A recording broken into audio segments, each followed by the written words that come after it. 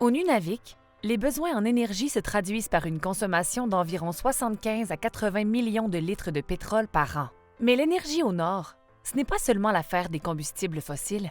C'est aussi une centrale hydroélectrique de 7,5 MW à Inukjuak, c'est un projet pilote en énergie solaire à Quaqtak, ou encore un projet de piscine communautaire chauffée par une pompe à chaleur géothermique à Kuujjuaq.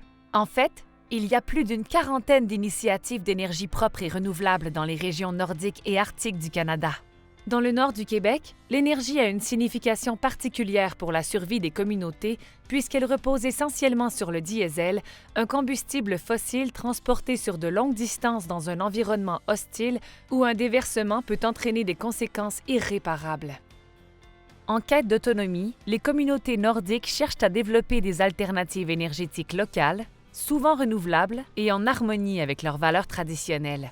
Heureusement, de telles ressources énergétiques sont généralement abondantes au nord. Par exemple, l'ensoleillement durant l'été est beaucoup plus long qu'au sud.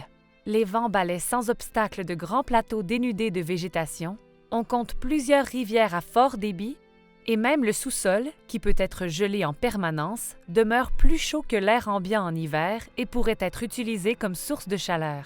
Le défi est de trouver comment exploiter de façon durable ces formes d'énergie locale, qu'elles soient solaires, éoliennes, hydrauliques ou encore géothermiques. Avec un peu d'ingéniosité, on arrive à adapter les technologies d'énergie renouvelable pour faire face au contexte nordique. Plusieurs équipes de recherche y travaillent déjà, et grâce à leurs innovations, elles pavent la voie vers un développement du Nord plus durable et respectueux des populations qui y vivent.